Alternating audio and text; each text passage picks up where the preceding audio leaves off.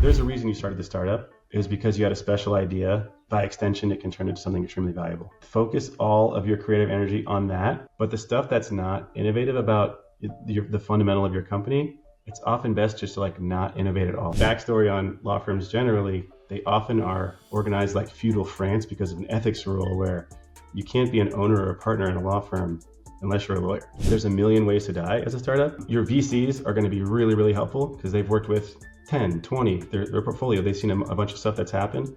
But a lawyer, weirdly... Hey everyone, welcome back to the CleanTechies podcast, the #1 podcast for ClimateTech Entrepreneurs. I'm Silas Maynor, and today I will be your host. So today we've got a very special guest. We are speaking with David Brekke from Goodwin. That's Goodwin Law. And in case you missed it, Goodwin has been our sponsor for quite some time now, and we're very, very excited to have them on. The reason being, Goodwin has extremely deep expertise and commitment to supporting climate tech companies. Dave works with a lot of climate founders at various stages, and this gives him a very unique take on what to do and what not to do. He also gets a very good snapshot of kind of the pulse of what's happening out in the market. So that's what we're going to talk about today. We talk about the biggest mistakes that founders typically make, specifically climate founders, right? This is specific to climate founders because that's what he does. And number two, what the market's like out there with all of the turmoil going on. So please note, this was recorded before the tariffs, so we did not talk much about that. Unfortunately, I guess, I know these days, I don't know actually if it's worth talking about these things unless you're talking about it literally minutes after it happens. But anyways, just that disclaimer. And all right, enjoy the episode. If you do need a law firm, I cannot recommend Goodwin enough. They are the best. So definitely reach out to them. All right, enjoy the episode. All right, Dave, welcome to the show. Thank you for having me, Silas. Great to see you again. Yeah, absolutely. I'm super excited to have this. We've been trying to make this happen for a while now. You've been a busy man. We did get to connect during Climate Week in person in New York last year, but glad to be finally making this podcast happen. So let's start us off with, give us a quick story on how did you end up kind of building the climate practice at Goodwin? Let's get right into it. That's a good question. I like that one. Yeah, so professional services firms generally, but definitely law firms. It's not always so easy to kind of create your own practice group, and it'd be a lot easier if there were generations of tremendous money being made in climate, where you could say to the group or to the head of the firm, wouldn't it be great if we had this specialty area guaranteed to make you a bunch of money? And their answers would be yes. It's a little bit different when, hey, here's this new area and it's actually had its ups and downs. And is it okay if I try to do this with all my time and get other people to focus on it, and eventually it'll kind of drive an outsized return to this firm? It takes a certain type of firm structure and it takes a certain type of leadership to see that. So Goodwin was all over it. So when I was moving my practice here, they said, I think what you might say is, obviously, wouldn't that be great if we had that? Why are we even hesitating now? And what can we do to help you do that?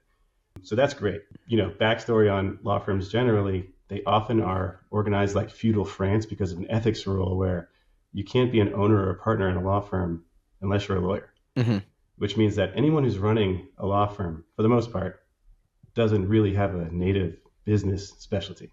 And so the leadership at law firms is different from what you're going to get at any other major organization. Of course, there's consultants and there's practices that they use that are business practices. But the people who really decide how law firms work are not native business people. They're lawyers, which is a challenge, but also it's like an ethics rule and a good thing in many respects. So to kind of pitch this as an idea, you kind of have to do it in a way where it makes sense in the very short term also. I'm a law firm, we're a revenue business, and if you make money doing it, then you can kind of have the green light to do it, and also don't ruin the brand and all this stuff. So, but Goodwin, for their part, was immediately understood it, right? And yes, we should do this. And which was a very welcome response for me. I had definitely some colleagues. My colleague Andrew Sparks was with me at the time. Really strong practice, really dedicated to the cause, just like we were. And there's a couple of things that we wanted to pitch about that. A, wouldn't it be so boring to be a lawyer if you couldn't connect your personal cause with the work you're doing? Type in these documents could be really boring if you wanted it to be. Goodwin works in all kind of stuff. It's like a 2,000 person firm almost, or attorney firm. There's more if you count non-attorneys. Europe, Asia, US, global firm, all kind of crazy resources and specialists here. And people who have focused on cancer research drugs. Wouldn't that be cool if that were the thing that were getting me out of bed in the morning, and I could do that area of practice. So same idea. Let's just have people who care about something in their heart when they go to sleep, wake up and be able to do it as and deliver like a lot of value to this like special part of the market. And that was the internal message. We think we're going to have a really motivated team here. We build around this. And like, by the way, we're seeing that this is an area where the growth and deployment of VC funds and other areas are going. The growth in the deployment of VC to climate has been outpacing VC generally during that cycle at the time.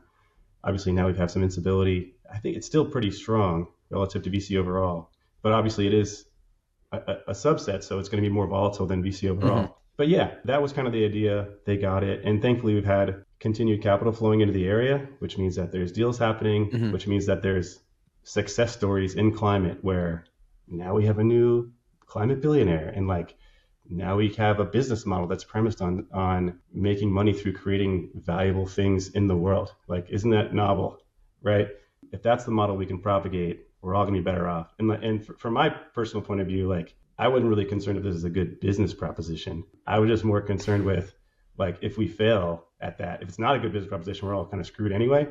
So might as well be on that side of the coin, you know, for my career. So yeah. No, I think it's a really interesting perspective that if you have some sort of services organization that is, you know, generally short-term focused because they need to pay the bills, you know, how long do you kind of invest in the future of what's happening? Because it's kind of undisputed. Like, I don't think anybody really disagrees that clean technology will be the future, whether it's, you know, it seems like we're in a bit of a setback period right now, but eventually it will be the case, right? And I noticed this with the recruitment firms a lot. Is they all, you know, kind of went for the hills when Trump got in. They still do some clean energy work, but generally speaking, like, oh, now we're just energy, right? We're just doing anything that's energy. And it just shows that they don't have a lot of tolerance to kind of stick with the mission. So I like it when I find people who have that shared vision to really keep things going, despite, you know, the times not always being so good, right? Right. What influences did you have early on in your kind of life and career that kind of led you down this path of really like pursuing being involved in the climate tech space? Hey founders, if you're hiring, I've got a special offer for you. For those of you who do not know, to pay the bills, I run a search firm called ErthTech Talent. That's Earth with no A. We specialize in placing top sales and engineering talent at early stage clean tech startups in the United States. And we do it for way, way less than traditional search firms. I've actually been working as a recruiter for over 5 years in clean tech and have made over 70 placements, from the CTO of Aypa Power, a Blackstone-backed energy developer, to most of the founding team at ChargeScape, a managed charging software joint venture between Honda, Ford, BMW, and Nissan. Early stage clean tech startups can't afford to not have the right talent, but they also cannot afford to use a traditional search firm for their recruiting needs. That's where we can help. We charge as low as 12% of first-year base salary, and this is compared to the typical 20 to 30% that most firms charge. So you can get an expert in the space at a price that does not break the bank. If you'd like to learn more, check out our website, earthtechtalent.com. That's, again, Earth with no A. And we really value transparency, so our pricing is publicly available on the website. If you're looking for support, book a call today. My calendar link is in the description, and be sure to reference this ad for $1,000 off of your first search. All right, back to the show. Yeah, I mean, I had some really influential educators, I would say. In college, I got some wonky guy who was really, really deep in socially responsible investing because he managed the university's pretty large endowment and was like, I have big decisions to make, guys. I'm also like trying to be a good person. And he was like doing it live with us in class and talking about that as a phenomenon and how impactful it can be. And like also the choices I'm making today and tomorrow about the portfolio of this university. So cool. And then that among other influential educators, I would say, you know, maybe you could say I went to college and got brainwashed to be a climate believer. But from then on, it was like, okay, well, I think everyone, or you tell me the numbers on the sociology here, but climate anxiety is like super real for me. And I feel dread about it. Like, doesn't ruin my day every day, but like I'm worried about it.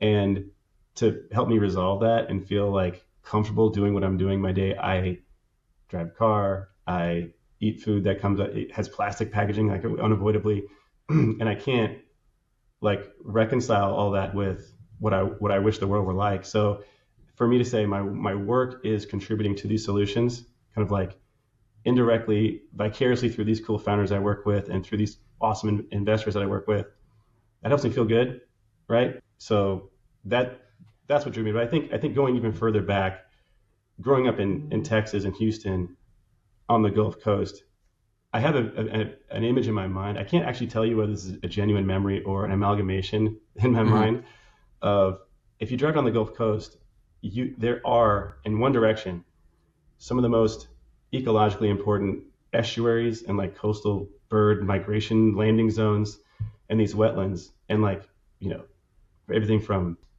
hummingbirds to monarch butterflies and all the fish that spawn in these waters. And then you turn your head literally the other way, and it's like the highest concentration of plastic production facilities like in the Western Hemisphere. And it's like, okay, it's putting in perspective what is at stake here and the scale of what the potential risk coming from. And also, by the way, then you kind of look in the middle and you're seeing the whole community, right? Everyone's job is based on that. You can't just say, can't do this anymore, right? You have to, these things coexist. They don't seem like they can, and like one might obviously overrun the other, but they do coexist, and it's like challenge all the time. So that being like in the back of my mind, like we have to find ways where that can coexist. I mean, obviously transition from plastics is a big priority, but it's got to be done in a way where you can turn your head and look at the community and say, you still have livelihoods, you still have jobs. So that's what drove me eventually to innovating, right? And supporting innovators who have these solutions. These are job creating things. These are money making things. These are consistent with kind of like doing all the economic activity that we need to do and having a good environment and having the community be healthy at the same time. So that's the image in my mind. I actually don't know whether that like came from a book or I drove over a highway overpass and saw that, but I do definitely have that image in my mind. Yeah. I think it's a quite interesting juxtaposition is, you have these two things, but you also need to create the incentive structure for it to be the natural thing to want to build clean technology, right?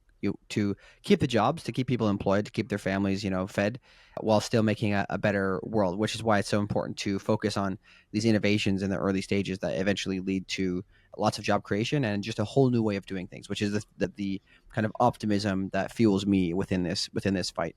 Let's talk a little bit about, I guess, what you guys do. So can you give us an idea of the volume of work that Goodwin does and across what particular specialties?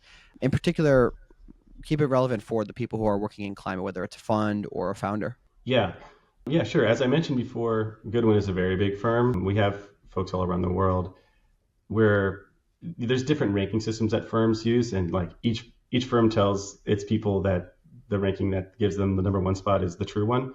But and maybe I'm not sure which one's which. We're all doing a lot of VC deals. We do tons of them. At any given time, I'm working on 5, 6, 10, and so forming companies, getting them off the ground, all the things that can go wrong between having an idea, raising money for it, growing your team, selling a product, exiting, and beyond. Like our tech group is focused on that process, longitudinal, long-term partnership through that, and then all the things that come up as you go. So HR needs, angry founder quitting. What do you do? That is a need for startups. Getting the IP into the company, having an IP strategy. Should we patent this or should we keep this trade secret? What are other people in the space doing? What are success stories and failure stories that you guys have done before on the IP strategy? That's there for you. A different specialty area, but definitely there. Everything from now your commercial transactions, how do you actually sell a product? And that one is kind of a little bit different when you're talking about climate companies, because we often have a physical object component or tubes and wires and other things, and you're interacting with stuff that can break or catch fire potentially, unlike your enterprise software. I'm not picking on enterprise software. There are some climate companies that are enterprise software companies, but it's a simpler model. And the Silicon Valley model is essentially catering toward enterprise software. Like, it's a really, really well optimized system. How to start a company in Delaware, how to get founders their shares, investing is 4 years. Why is that? Because that's about how long it takes to turn around a software company. All the default settings, in other words, are kind of oriented around enterprise software. And that's the cookie cutter model that's been so successful, changed the world, right? When you come to climate companies, some of those assumptions are challenged. So we have some weird IP that actually lives in a university that we have to get out and coexist with along the way. We have CapEx, and like we have to buy big machines and or design big machines. That should those be funded through equity funding or should be funded some other way, right? We're selling not just software, but something that actually like could explode and has like environmental attributes and something that's complicated to manufacture and have a supply chain for, and or maybe something that is totally binary, right?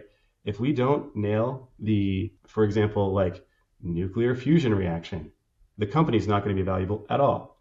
But if we do, the company is going to be incalculably valuable. And so what things are important when you're a totally binary company? And not totally, but effectively binary like that. So the assumptions on which the whole cookie cutter runway was built for enterprise software companies are different. So you need advice and folks with experience to say, I really want to keep things simple. I want to proceed down this roadmap. I want to look normal to investors. I want them to be excited about investing and not worried about all the weird stuff going on in my company. I want them to just instead be excited about it.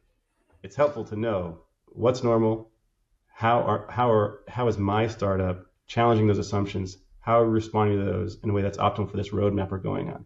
So that's fun. Take some creative folks. We have a lot of folks from all around the firm. You were asking me about all the specialties. I forgot to keep listing them. Obviously, folks who do M&A in the area, capital markets in the area, those are needs essentially later on.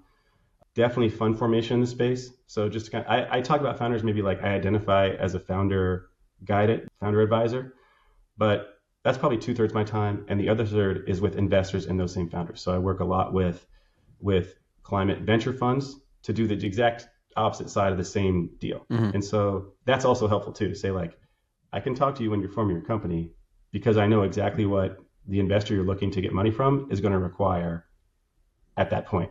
Mm-hmm. So getting those answers in advance, kind of looking behind the door in advance. Some people call it, like a startup, mountaineering guide where I know what's around that next corner and like it's a bear. So like, let's go this way. So it's helpful. I mean, because just to say it differently, startup founders, it's often their first time doing this. Mm-hmm. And it's like super not easy. And a lot of it's not intuitive depending on your kind of like background or upbringing or professional education. There's a million ways to die as a startup. So your VCs are going to be really, really helpful because they've worked with 10, 20, their portfolio. They've seen a bunch of stuff that's happened.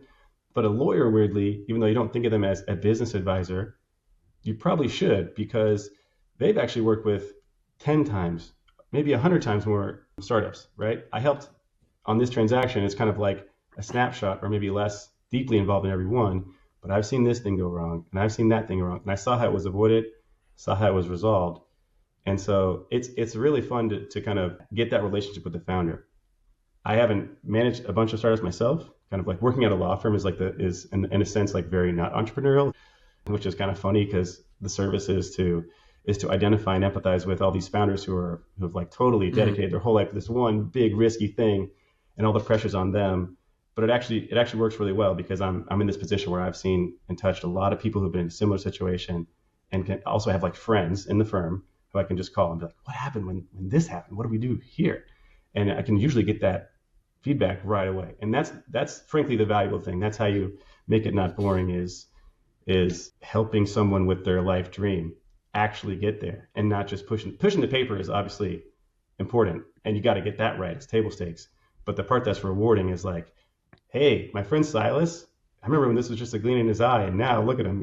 And I was there helping him with this stupid thing that could have killed his company, or I helped him with this, make this transaction so much more valuable and all that. So that's kind of the fun part to look back longitudinally with your kind of founder group and say, look how far you guys have come, and I'm glad to have been on the team. ClimateTech founders are taking on a huge challenge. Not only do they need to know how to build a startup, but they also need to deal with hardware, have a strong handle on climate policy, know how to fundraise from diverse investor types. It's a lot. That's why we made CleanTechies, the #1 podcast for climate tech entrepreneurs. In addition to our jobs, we devote 20 hours a week to producing this podcast for you. This way you can learn from the people who have walked the path before you, learn from their mistakes, and gain insights on navigating this complex journey. If this mission resonates with you, we are asking for your help. It takes a lot of effort and it's not free. If you are already a subscriber and want to help, Start supporting us today by going to Substack and clicking Upgrade to Paid. Thanks for helping all the ClimateTech entrepreneurs like you. Yeah, it's so important to have people who have the reps. I mean, like if you're, especially even if you are like a second-time founder, right? You've only seen so many things. Whereas,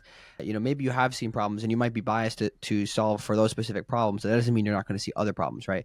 And if you're a lawyer working across many deal types, technology types, different investors, you kind of get an insight as to what to look out for in a much broader spectrum. So again, choose your law partner wisely, as people already know. I would suggest that's also a funny thing too, because I think founders, and maybe especially climate founders, are a little bit of assumption questioners.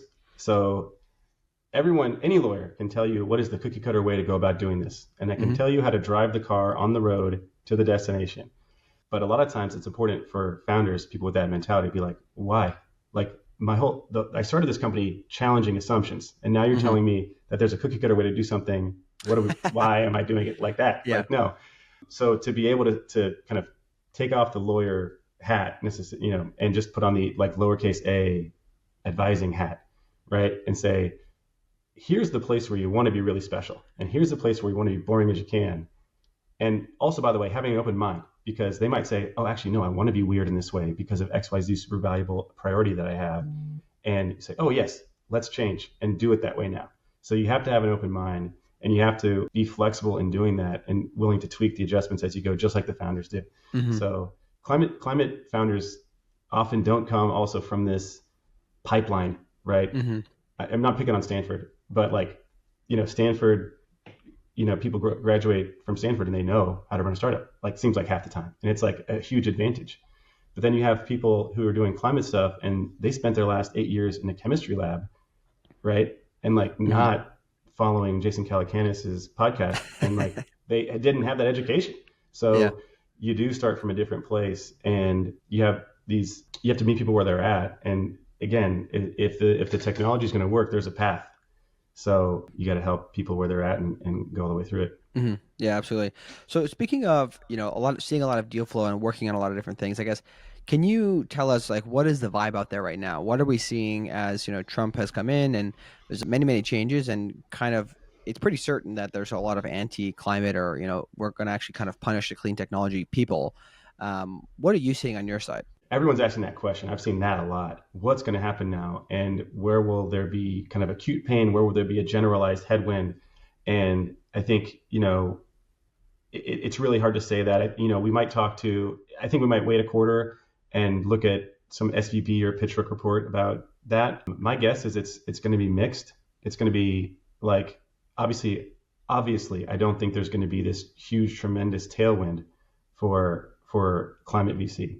But climate VC is a little bit attenuated from federal policy, I would say, for sure, and more in certain areas more than others. So climate VCs, they already have the capital commitments, they have the investments they have to make. So there's going to be this lag time between, if you're raising a climate VC right now, I think that's pretty difficult, because the LP community is feeling that uncertainty and trepidation about deploying capital in the space right now. But if you're an existing VC, then you have the capital call. It's your job to deploy it, and that's going to continue. So I think, the federal policy is like a leading indicator of uncertainty for sure, that I think is going to trickle through. Before the election, the idea was that people were maybe holding on their money and seeing what was going to happen. And then after the election, either way, the capital start to flow just because there would be some certainty. But I think what we found out was it's not really certainty. It's more like continued uncertainty, which is a challenge, right? I mean, the past 2 years or so, since COVID has been over, right, it's been a challenging VC market in terms of valuations. Deals are still happening a lot. People are, I think, though, retrenching into existing in their own portfolios to keep things alive. But there's really a high concentration of investing into startups that are already profitable, right? So that's a great place to put your money.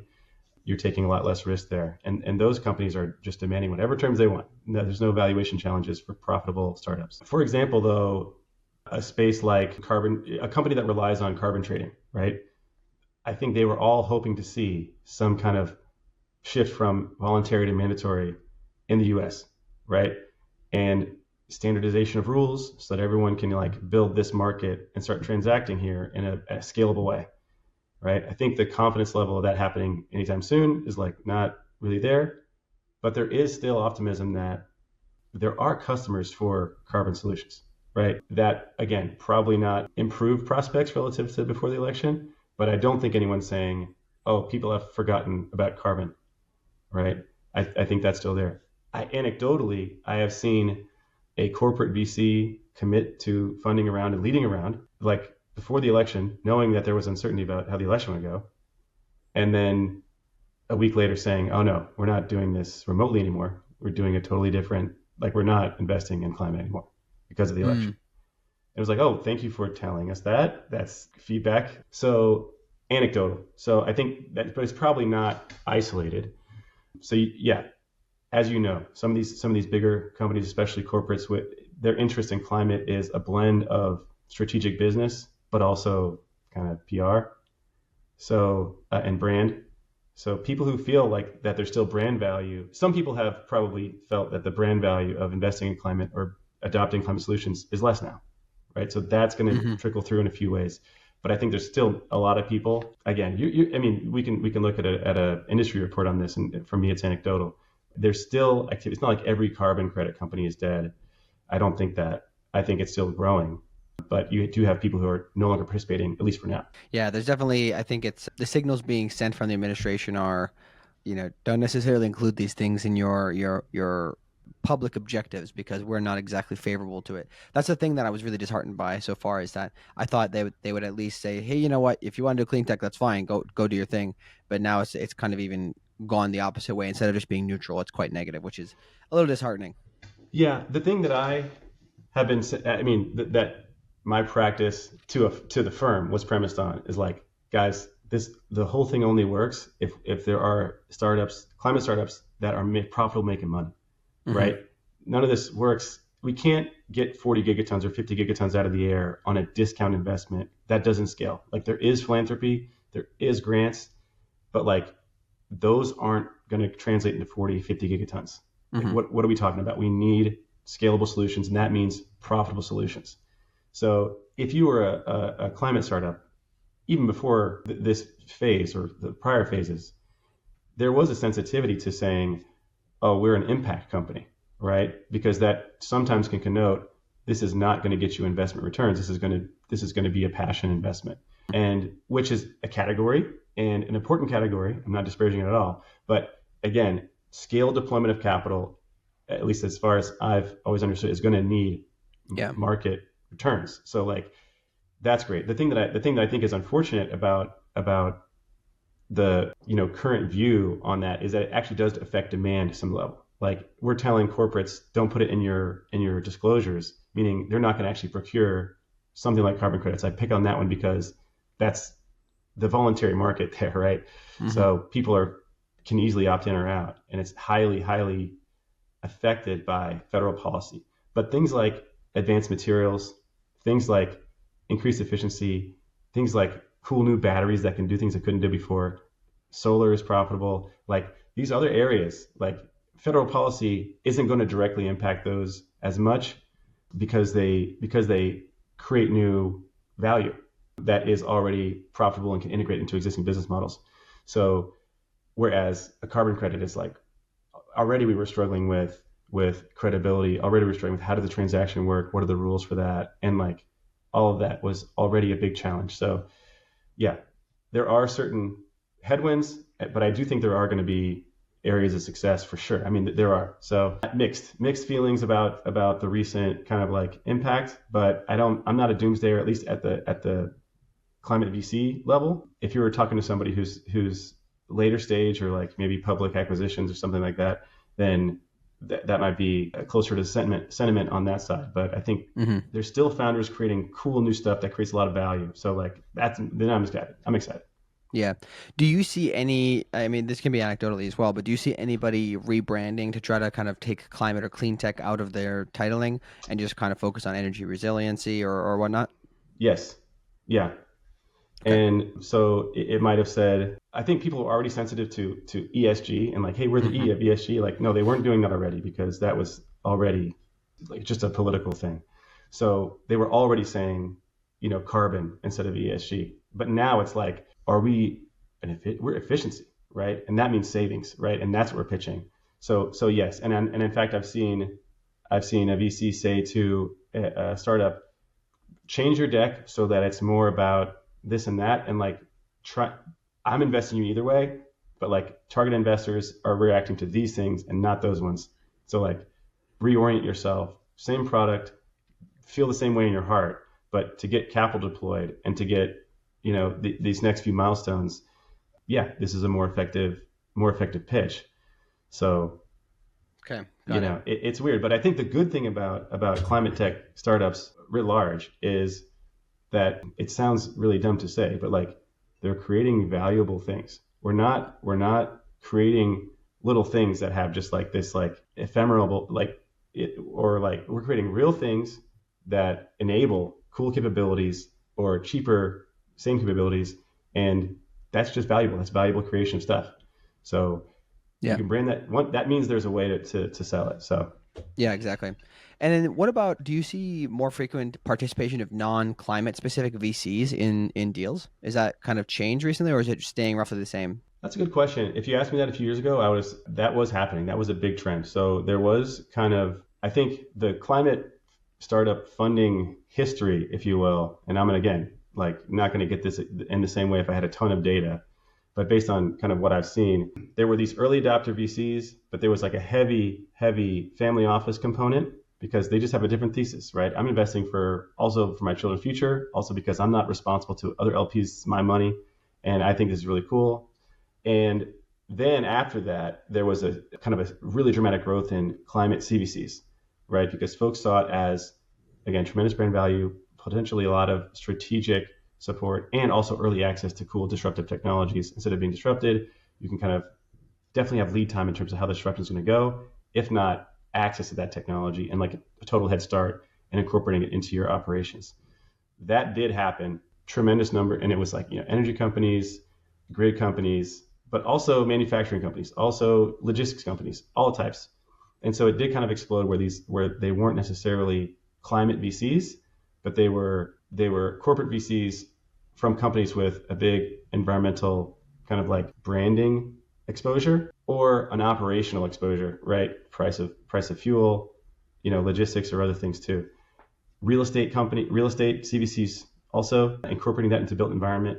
So that was a trend that definitely happened, and that was like a key feature of climate VC funding, probably late 2010s, pre-COVID. That was like a well-established thing, and I definitely more folks have entered it, but I think it's become normalized, right? If you're a CVC, climate is a fact for everyone, every corporation. So I think it's definitely reached critical mass. There's a lot of it. There's definitely folks who like don't invest in climate except by accident, right? The solution happens to be operationally relevant or strategic, but there's definitely a healthy, and I would venture continually growing climate as corporate VC participation in climate space for sure. Yeah. And then maybe one thing you mentioned slightly earlier is if people are raising a new fund, it sounds like that might be a tough time to raise a climate fund. So would you just probably say, hey, listen, like you're probably going to want to brand it slightly differently, maybe focus on the efficiency. Like if you want to make an impact, pick an area that you can still do it, but brand it differently? Maybe I would modify that a little bit. I think you're somewhat right. So for example, I think there used to be funds that were like climate funds, but climate is not a vertical. It's a horizontal. Like it's materials, it's energy generation, energy distribution, logistics, it's plastics, which aren't really climate, except in the broadest sense. It's more like environment. It's all types of stuff that have nothing to do with each other, manufacturing and all this.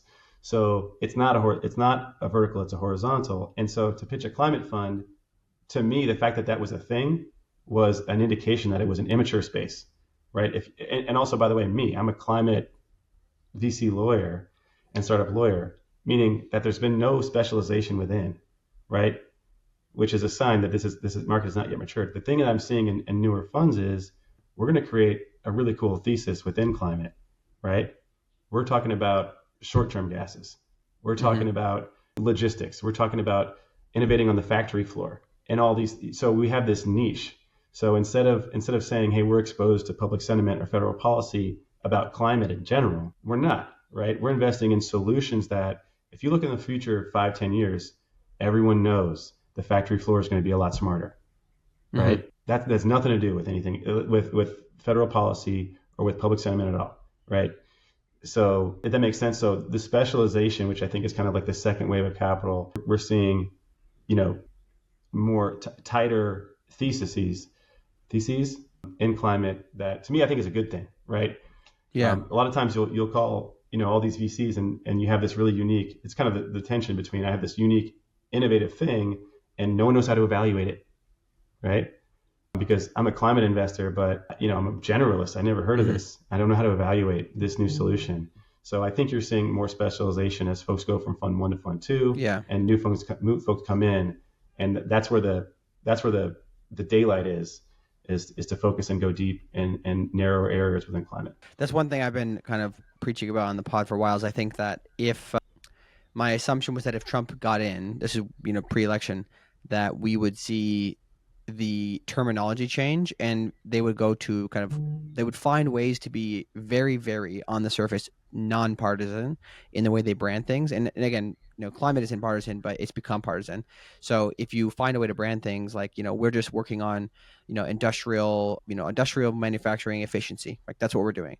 Like that is technically almost all going to be climate investing because, you know, you're going to be doing efficiency, et cetera. So that has been my thesis for a while, that this would happen, and I guess I'm kind of excited to see it happen in some ways because I know it's like short-term pain, but once it becomes fully integrated into everybody's mind, it just becomes a fixture, right? Like we want efficiency, we want to improve these things, and as soon as every industry is like, oh, well, this is just the movement, right?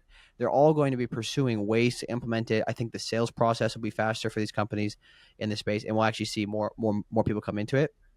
And there'll be less distinction, which in some ways is kind of sad because it's harder to find your people.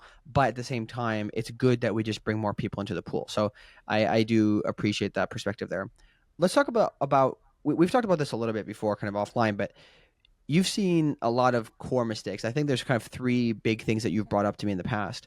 But what are the biggest mistakes that we're going to, for the sake of the pod, still call them ClimateTech startups? What are the biggest 3 mistakes that ClimateTech startups are making in your view usually? I'm still calling them that. They're not going to push me off that. That's my space. I have the luxury of you know, branding it that way, and I will. So yeah. So as I mentioned before, climate tech founders often they over-index for geographically diverse, if not diverse in other metrics. They don't necessarily come from the traditional startup founder pipelines, and that means they have like a different set of going in, what to do, what not to do, things that are maybe intuitive to people on the YC circuit aren't intuitive when you spent your last several years in a lab or doing something cool in manufacturing.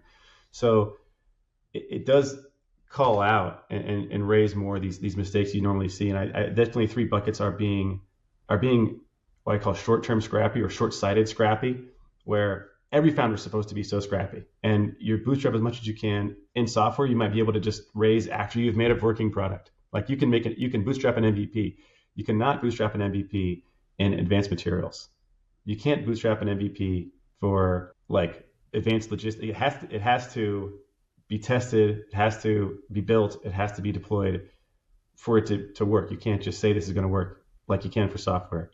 So you have to be even scrappier, and you have to like really know, if I'm going to defer investing in this area of my business, like, is that okay? Or does that break something that like totally blows up in my face? And so I think that obviously depends on the facts and circumstances of what you're working on, but having a good sense of what can I be scrappy about and what's a good place to invest in. So like things that are intuitive to your YC track companies are getting the IP into the company. Right? Anybody who touches the company has to assign IP into it, right? You can't have a company if there's somebody out there who can be later, when you're a unicorn, claiming that it was their idea, and they were there, and they did contribute, and they never assigned IP, and it is there. It is not your property. That's a huge thing. We see that blow up on people. As soon as they raise money, they go back to the investor says, didn't this person sign something? And they say no. Have to go back to the person now that there's millions of dollars on the table. That's the worst time to do it. Do it when there's no money on the table as a courtesy. Like, yeah, of course you helped. Sign the paper like everyone else did. So like, that's not an area to be scrappy. incorporate the company the right way. There's a million ways to do it right, but definitely have advice there because there's a lot of ways to do it wrong. It's not a big investment. It's annoying paperwork, but incorporating the company the right way, getting all the team members to assign IP, and then also the cap table, right? The cap table, it's kind of funny because, I have a colleague who trains on cap tables, our lawyers, and he's like, there's a lot of paperwork and documents out there. They're going to, draft this, draft that. You think drafting is your job. The cap table of these companies is actually like the whole thing. Nothing works without the cap table. No founder wants to work all these hours. No team member wants to join the team if they're not in the right place on the cap table. That is the whole incentive, right? Because if the company sells for $1 trillion, what's my participation in that? In decision making, because like equity ownership, the economics are often coupled with governance, right? How much say do I have in all these matters? That depends on the cap table, right? And by the way, it's heavily regulated tax situation, regulated from securities law perspective. So shares are securities regulated by the SEC. There's every single time you transact in securities, there's a law on that. And it's super boring. You want your lawyer to like definitely boil it down for you. And that's definitely a place you don't want to be innovative, right? Do that the boring way. Issue shares the boring way possible. There's laws on it, how it has to go. And also there's taxes too, right? If I issue equity when the company is just formed, I can do it to you for nothing. You can get 50% ownership in an eventual unicorn for nothing. And if I do it to you after a Series A, that could cost a couple of $1 million on a tax basis. And like that is money out of your pocket that you're being taxed for today, never knowing whether the company might ever be successful. I said it one way to a founder, and I said, oh yeah, if you do it now, the shares are worthless. If you do it later, the shares are worthless. He's like, hey, the shares aren't worthless. I said, oh, right. The value in the shares is prospective. He's like, yes, the value in the shares is prospective. So they're not worthless. It's prospective value in the shares. So definitely doing that and staying on top of that. Obviously, you hire people later and they have to come on at the time. But like one big rule from the IRS's perspective is if I'm getting equity, it is taxed at the value at that time, not when you told me about when I was going to get it. So like if you did your Series A and then gave it to me, that equity is demonstrably more valuable now. And there's no way to go back in time. That's like, I think you would go back to Enron for the rules about how the rules were generated from that time. So getting the cap table, getting the IP, and just having a good sense of knowing which corners are okay to cut. Can you defer having a terms of service on your website? Like, is that a big risk? Generally, it's okay to do that a little bit, depending on how core that is to your business. Is it okay that like I have people in various states and like have I done all the proper things to like do the employment in all the locations? Let's think about that. Let's talk about who are these people? How many are they? Right? What if I have people overseas? Is it cool that I don't have like an overseas subsidiary? How do I manage that? Like these are things that if you wanted to, you could spend all your budget on getting exactly right. And that would not be wise. So you have to have a sense of what is mission critical, what's critical path for the milestone of getting a bunch of money or like getting product in the market. So that again comes from reps, right? It won't necessarily be intuitive how to make those decisions unless you have good advisors, whether they be VCs or founder friends or attorneys. Another one, I guess that was bucket one. You want to talk about that a little more? I can. No, I think it's good. I think those are really good points. A lot of those things I haven't even thought of on the podcast. So I guess I'm disappointed in myself for not asking better questions. Oh, podcast? No, there's no problem. There's no risk in podcasts. You're fine. You're probably. Oh no, I mean the people that we've had on. These haven't these exact problems haven't. A couple of them have come up, especially the IP one. But that's interesting stuff. So yeah, no, that's bucket one. Let's keep going. Yeah, bucket two, I would say is being creative beyond your core value proposition, and that kind of just means like there's a reason you started the startup. It was because you had a special idea, and that by extension, it can turn into something extremely valuable. One strategy is focus all of your creative energy on that, and like the things that evolve out of that. Obviously, you want to develop your IP and to have a bunch of different revenue streams and all that. But the stuff that's not innovative about the fundamental of your company, it's often best just to like not innovate at all. I know everyone is by training and just by being an American, let's like question things and let's do things our own way. But in terms of if you want your company to be successful and like not waste money and confuse people along the way, have the interesting thing, have the unique thing be in this bucket, and then have your have the way you set up your company, like, oh, should we incorporate in Wyoming? Right? I've heard about that in the news. And it's like, good question. But like, even I don't even have to talk about whether that's a good idea or not. I can talk about that you will experience a bunch of questions from your investors about why you chose this and why, and how is this different for me as an investor? Wyoming, I don't know. Right? It's like, well, if you wouldn't ever have to have that conversation at all if you go to Delaware. Right? People know that. They make a lot of assumptions for right or wrong. You can avoid a bunch of questions and conversations that distract from the thing you want to talk about, which is your cool invention, right? By just doing everything else cookie cutter. Hey, what's your vesting schedule like? Oh, we created these exotic milestones to perfectly align everyone's incentives around these like amazing milestones that I developed myself with my team. Okay, I need to, in order to be able to tell you that's a good idea and that I want to invest on that, I have to like super understand your milestones, and it's going to be a long conversation. Also have to understand the personalities on your team. Or if you told me to use the standard 4-year vesting with 1-year cliff, then I stopped talking about that because I know all the things there. And I know that you're going to get good advice on that because that's a very common thing to navigate. So even if there is a chance to optimize on vesting or corporate structure, like you're going to experience inefficiencies because you have to explain these again and again to other people who have to buy in on that, including your team. Like, what about this milestone? What if we pivot, right? So like, yeah, you can optimize in every way you wanted to, and an engineering mind like is tempted to do that in every area. But and sometimes you do it. Like, I'm not saying it's never worthwhile, and definitely being creative to get folks where they need to be is the job. And there is value to create in some of these cookie cutter areas. I'm not saying it's a hard rule globally, but generally folks are more interested in over optimizing than is necessary or helpful. So keeping the innovation to the innovative area and keeping everything else simple is like the thing I try to help people understand. Yeah, I mean, it's a core point that you make there, is that if you try to do all these other things, you're going to suck all the air out of the room, especially if you have limited time with the VC when you're trying to pitch them, right? You don't want to complicate it. You want to be able to focus on kind of selling that future, right? And by doing some of these other things, you just make it a bit messy. Yeah, like, are you an expert in managing team incentives, Mr. Chemistry guy? Like, oh, no, you're not. I mean, you're not, right? So do that the normal way. Your team will understand it intuitively because they can Google it. It's like super publicly available. Otherwise, like, you have to be like really whole life bet on, I know how to manage this unique thing that I invented. Do that in the thing you actually invented.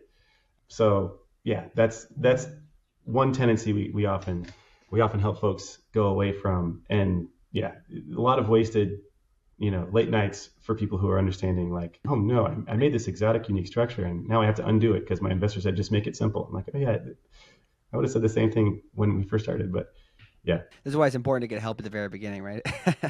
Yeah, definitely. Some of the most consequential decisions happen at the beginning when it doesn't feel like it's important, right? But very good. Okay, so that's bucket 2. What about bucket 3? What's behind door 3? Door 3 is everything is investor relations, and I might broaden that to say stakeholder relations. So if you're a startup founder, I started my company, I got some people on the cap table. These people I'm effectively married to, right? You're a co-founder in my startup, or you're one of the first employees, right? This is a big deal. They're on the cap table. Sometimes they'll be there for years and years, and there's not a way that you could unilaterally get them off if they're vested. Same with investors, right? These are going to be stockholders in your company, right? And so that can be like a realization, like, oh, this guy just gave me 50K, or this guy just gave me 100K, and all this. But here's a fact. Everybody who's on your cap table, whether they be a team member or an investor, you will be going back to them periodically saying, can you please sign this piece of paper that's like really long and legalistic and negotiated with between me and some other investor? And I need you to join into this and sign this long thing. I know you can't read it, and neither can I. But we all have to sign this piece of paper. That conversation goes really, really bad unless there's a lot of trust between those two people, right? If my father asked me to sign a piece of paper, I'll sign it, right? Maybe not my father, but my brother. If he asked me to sign something, I definitely would, and I wouldn't have to like scrutinize every line. But if it's a founder who I gave 100K to 6 months ago and I never heard from him again, and he calls me back, oh, now we got to sign this, please, for the new round. And unless it's like perfect, unless, oh, your valuation jumped 10x, like, yeah, whatever, I'll sign anything. Like, great, but let me know. People can get suspicious. People get it's very idiosyncratic. This stuff you have to respond to, especially with angel investors who aren't necessarily professional and have seen every situation a bunch of times. So these, especially early investors, and they're not wrong. I gave you a bunch of money. Aren't I entitled to kind of like a conversation here? Anyway, yeah, making sure that everything you're doing, and informal investor update emails, when you meet people for coffee, you will need a signature from them at some point, right? That is going to require them to trust you and to have this like good rapport. Now, not every single person you will always need a signature from. Sometimes it's just a bare majority, and it often kind of goes in that direction. But so many times, it's like, we need to approve this ordinary course thing. Hey, we need to adopt an option pool for these new hires. Or we have a really great Series A we're so excited about. It has to be approved. And here are the people who need to sign. Oh no, that guy hates me. Like, what am I going to do? I'm like, I don't know. Like, we probably should have thought of, like, obviously there's solutions there, and that you develop a strategy, but so much savings by just like being nice and understanding at the beginning that you're laying the groundwork for a bunch of favors that you're going to ask them to do going forward. So I don't want you to feel like they own you, like they don't, but basic stuff. And I'm sure some founders are really, really good at this. A quarterly investor update email. Hey, here's things we did great this last quarter. Here's things we didn't do great. Here's things I'm excited about. And I got a new dog, and Steve had a baby, and all this stuff. And like, it just creates this feeling of nice people in there. I'm glad I gave my money. When he calls me and says we're doing our Series A, even if it's not a great Series A, I'll know and have trust that it's the best that we could get, and therefore the signature will come easily. And so many times it's like, you got to chase some person who hates you, and it's like, where do you start that? It's inefficient for sure. Mm-hmm. Yeah, that's really solid advice there. I appreciate you bringing that up. That's a good one. I wasn't quite sure what you meant by that when we talked about that point before, so I appreciate that. We're getting towards the end here, so I guess a couple last things. One, you've mentioned a lot of things that are kind of difficult to understand, but is there any particular resource or just way that you think founders can educate themselves on how to kind of navigate the fundraising process, just like generally being able to understand kind of what's going on and with all these different documents, being able to speak lawyer, if you will? Sure. Okay, there's a book that I read, and this is not a paid plug. It's called, what is it called? Venture Deals. Startup, How to Be Smarter Than Your Lawyer. Okay. When I was starting, a senior attorney gave it to me and said, it's going to take you a long time to figure out how to do this job, but just read this book. It'll take you half the time, right? And it's a weekend read, I would say, maybe like a 4 or 5 hour read. You do not have to memorize it, but just let it wash over you. Like, there's 5 documents for a Series A. Here's generally what they accomplish. None of them are crazy, but they're all really important. I read that book, really, really helpful. I believe it's called Startup, How to Be Smarter Than Your VC. It's like a really, really helpful tool. Later on, there's definitely resources from your attorneys and your VCs that will have. I wrote an article called 15-Minute Founder's Guide to Series A Documents. And it's just like, I got the idea for it because every time a founder did a Series A, I'd have to sit down with them and have this conversation, which was 1 hour long.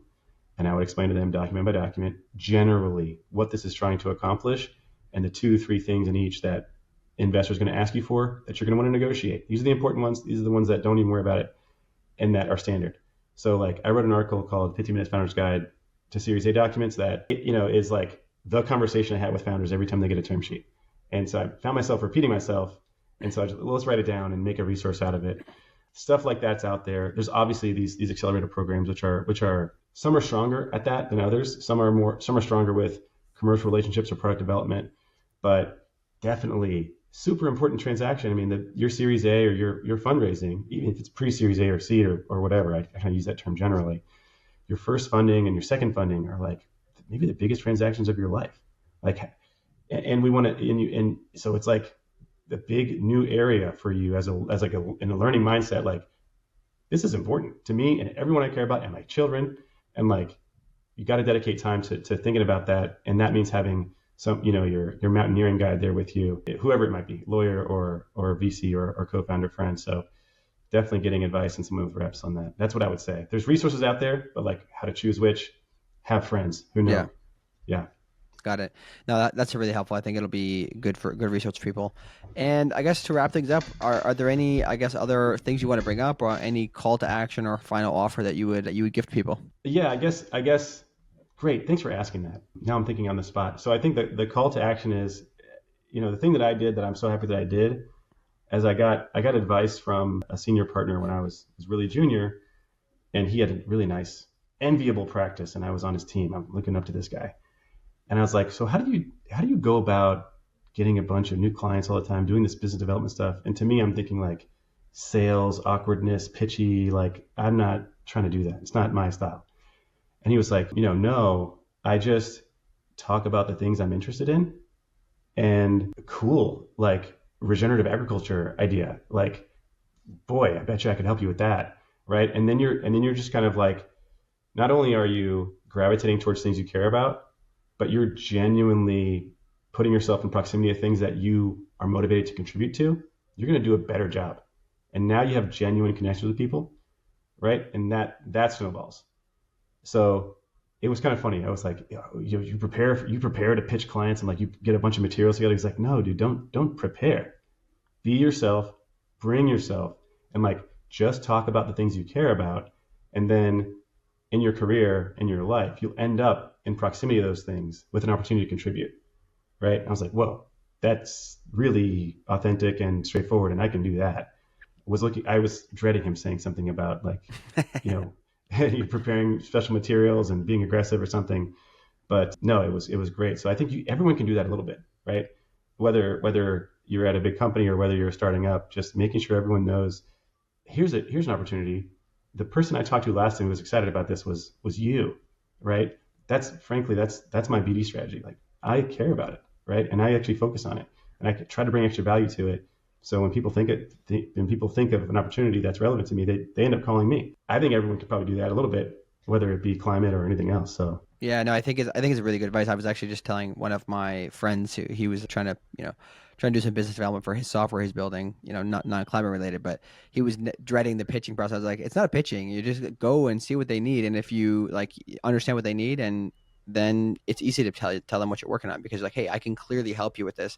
Let me help you, right? Like, just have an attitude of helping. I think once you do that, once you develop that mindset, it's never a pitch, right? It's now just like getting to know each other and just chatting about things like you said, like we care about, and then being helpful, right? So awesome, Dave. This has been really a pleasure. Like I said, I've been looking forward to doing this for a while. We're really appreciative of all the things you guys do to support what we're working on from Goodwin. So thank you for doing that, and we're looking forward to probably having you on again in the future. But thanks for all of the great insights today. Sounds great, man. Thanks, Alice. Take care. Bye. Hey everyone, thanks so much for tuning in today. If you liked what you heard, give us 5 stars on your favorite podcast player. And if you're not already, go give us a follow on YouTube so we can get to 1,000 subscribers. And again, just drop us a mention sometime when you leave a review. Let us know your favorite episode. You can always feel free to comment on the post or reach out to us. We're pretty responsive there. So thank you again for tuning in to CleanTechies, and we will see you next time.